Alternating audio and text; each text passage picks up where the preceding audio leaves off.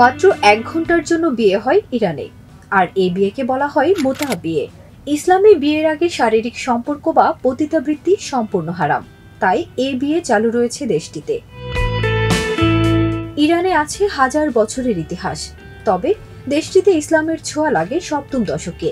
সেই দেশে তাড়াহুড়া করে কেউ বিয়ে করতে চায় না, বিয়ে থেকে অনেকটা পিছিয়ে থাকেন যুগলরা।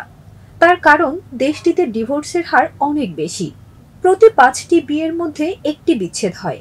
এর মধ্যে রাজধানী তেহরানে বিচ্ছেদের হার সবচেয়ে বেশি।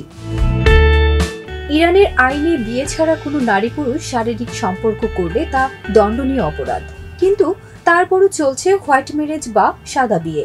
বিয়ে ছাড়া একসঙ্গে থাকাকে হোয়াইট ম্যারেজ বলে। এছাড়াও চলছে মাত্র কয়েক ঘন্টার জন্য বিয়ে করে শারীরিক সম্পর্ক স্থাপন। তবে যারা সাদা বিয়ে করে তারা নানাভাবে গোপন রাখে বিষয়টি, যাতে লোকের চোখে তা ধরা না পড়ে। সাদা বিয়ে করেছেন এমন কোনো নারী যদি অত্যাচারিত হন, তাহলে তিনি পুলিশের কাছে যেতে পারবে না, কারণ তাহলে তিনি ও তার সঙ্গী উভয়কেই ব্যভিচারের দায়ে গ্রেপ্তার করা হবে। দেশটিতে বিয়ে নিয়ে রয়েছে নানা বিচিত্র নিয়ম। বিয়ের আগে নারীকে কুমারীত্বের সার্টিফিকেট দিতে হয়। 13 বছর বয়সী মেয়ে এবং 15 বছর বয়সী ছেলেদের বিয়ে দেওয়া বৈধ।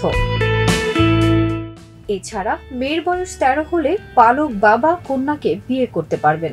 তবে ইরানের তরুণ প্রজন্মকে বিয়েতে উৎসাহিত করতে চালু হয়েছে হামদানের মতো ডেটিং অ্যাপস।